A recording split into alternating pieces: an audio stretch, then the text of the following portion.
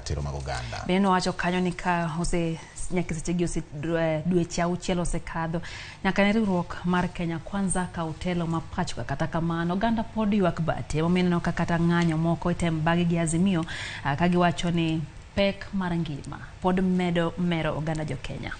Duol ma ochune kedo ne ratiro mar oganda Kenya Human Rights Commission kata KHRC wacho ni teko ni kum japiny kaluwore kod dwaro mar chik kendo teko ni gin godo mar nyiso jotelo mane gimiyo teko gimujo bed ni gitimo ahinya ka gineno ka weche ok dhi maber ahinya kata ka gimoro nitiere madiyogi. Bende duol ni Bati ochiwo yore go bende koro nyaka giwacho ni piny owacho nyaka ketie tim maneno ni gigolo sigo ma koro turo oganda jo Kenya kendo gimiyo jo Kenya yot ahinya kaluwore gi singo bende ne gisingo ne oganda jo Kenya. Kuom mano ka giwacho ni lidada ni mondo mi wanyise ni Kwaramogi moko kuom gik ma duol ma iluongo ni KHRC kata Kenya Human Rights Commission temo yango kaluwore kod dweche auchiel mag piny owacho mar Kenya Kwanza ewi weche mopogore opogore. Nyakwamogi ka wang'iyo ka nitiere gik ma duol ma ochung' ne weche mag kedo ne ratiro mar oganda Kenya Human Rights Commission wacho kotenre kod gik ma Kenya Kwanza owinjo bed ne timo. Dweche auchiel nyaka ne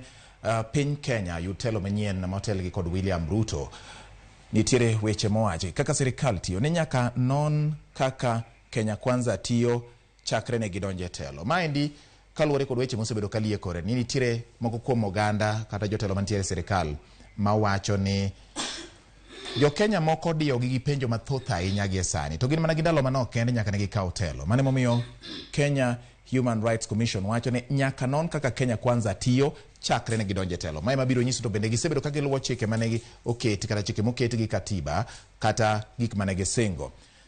Bende giwacho ni siasa kod pek mar ngima nyiso ni Kenya ok dhi maber ma kaluwore kod dweche manok ma Kenya Kwanza osebedo telo.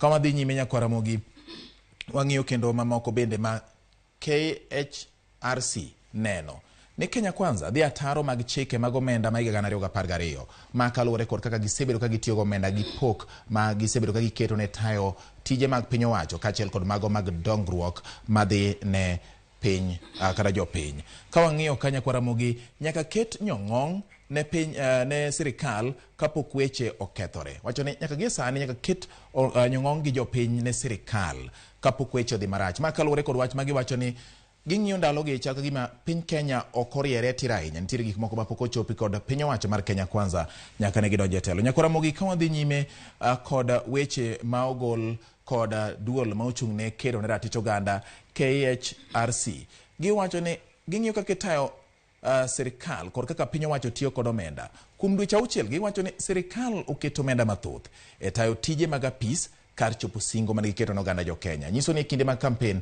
ne ginyiso oganda jo Kenya ni ka umiyo watelo to wabiro timo 1 2 3. To koro sani king'iyo weche oketi ahinya maino oketi ahinya e weche mag tayo apisi kaka nye mipogo ne omenda mathoth. Bende giwacho ni migepe ne otiyo kod bilion 3 e kind dwe mar 11 higa mokalo kod dwe mar 1 mar higa ni. Dweche 3 Nyakwamogi iwacho ni e dweche 3 go dwe mar 11 12 gi dwe mar 1 bilion 3 ne osetigodo gi bede migepe mopogore opogore mag piny Kenya. Mae nyiso ni nitiere kaka ne oriwruok gi tiyo gomenda ka bende thoth giwacho ni tigodo e yore mag keto kare chenro mag apisi.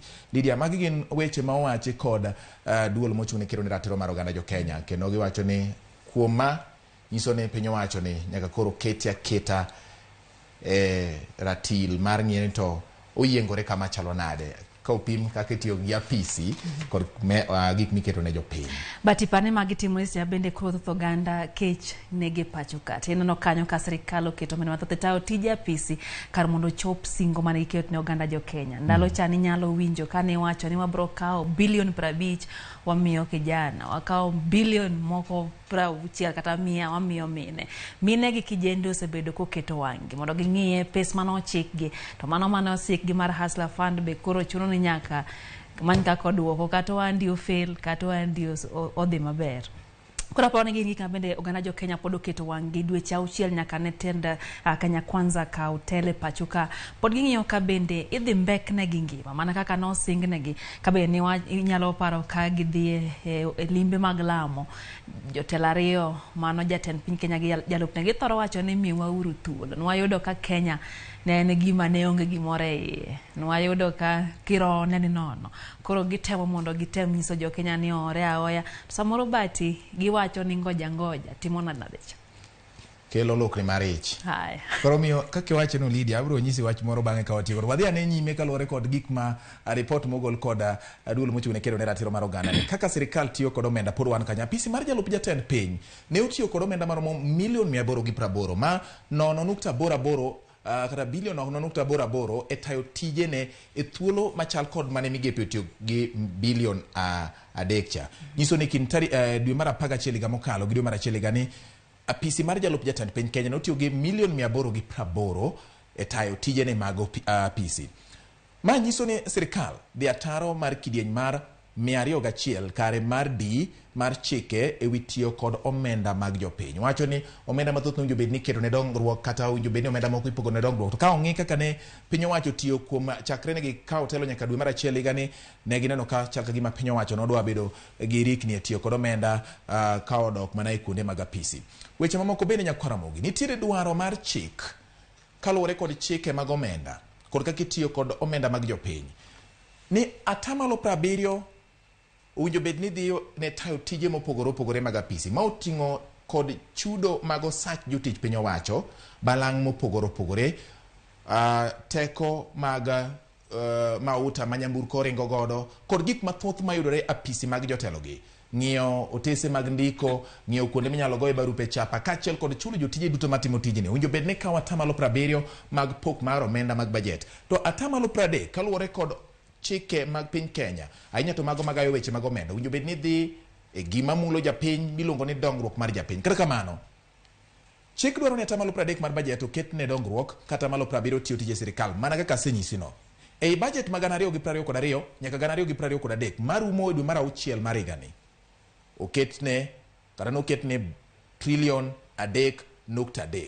E $3.3 trillion Nyakwaramogi, ka wang'iyogi, wayudo ni e omenda no 88% oket tenge ne tayo tije mag apis, kata 12 kende ema oket ne dongruok mag jopiny. Nyiso nang'o?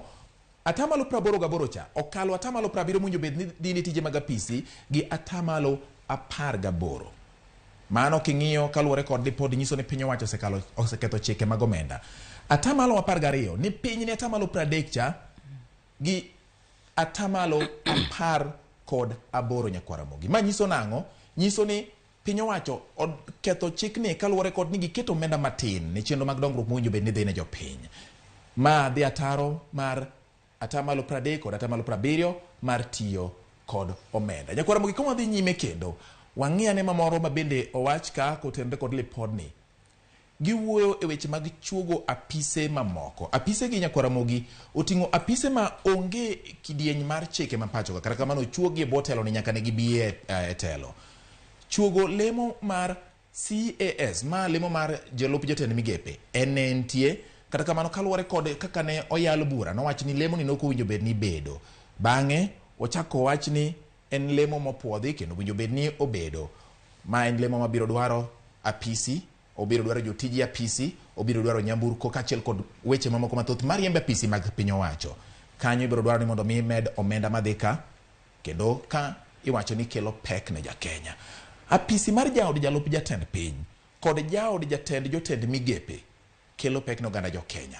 Gin apise ma ok osebedo ka nitiere e chike mar piny Kenya. To kaluwore kod piny owacho mar Kenya Kwanza nochuogi apise moko ma bende ji osebedo godo gi ng'ur. Ni tang'o momiyo ikelo apise ma kamagi. Lydia, en wach ma bende osebedo ka kelo ng'ur ma ka gi kacha ni ang'o mochuno apise gi dwa timo ang'o ne japiny. To ber mane ma gidhi kelo ne japiny ma ka gibetie to dhi bedo maber, ma ka ok gibetie to japiny dhi hinyore. En penjo ma ji osebedo ka penjore, kinyalo winjo kata seche ma fwambo weche ma ka kod kacha, yudo ka ng'ur nitie ma ka kod kacha. En kinde mangima tek. Bati bende do ka thoth oganda penjore into seche miyiero ji lemo mag CAS, ne nitiere joma ni dendo ni Mama Mboga duoki chien e yiero ndalo mag campaigns, kane bende kore tema moro oganda mondo mi oket kura kamoro. Ni thoro nyisgi ni Mama Mboga ma en sirikandu, ja pikipiki ma en sirikandu, kijende ma en sirikandu, to kiduoge ng'iyo e got Harubin maler kendo king'iyo jogo ma bende koro yudo kombe mag CS yudo ka oganda ywak giwacho ni kare ng'ane gi ng'ane tinde gin Mama Mboga. Koro dhiero gi nono nyiso ni ok singo mano migi pok ochopo kare nyaka seki. Dweche 6 bang' Atend Kenya Kwanza ka otelo Mathurka. Bende nyalo paro kaka ni wacho ni nitiere apise osebedo kichuogo.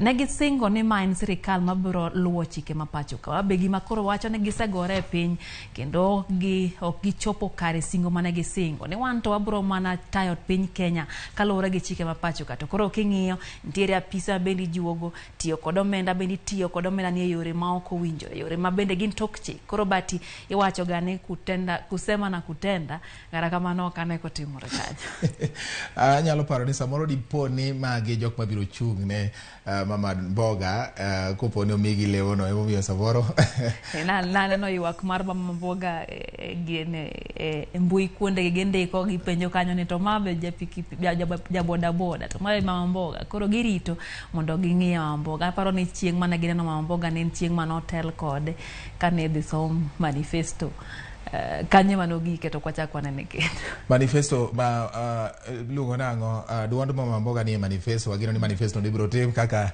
dwarore Nyakwara Mogi. Wadhi nyime kod mamoko bende kaluwore kod ywak ni apise gi dhi kelo pek ne jachulo osuru ma en ja Kenya.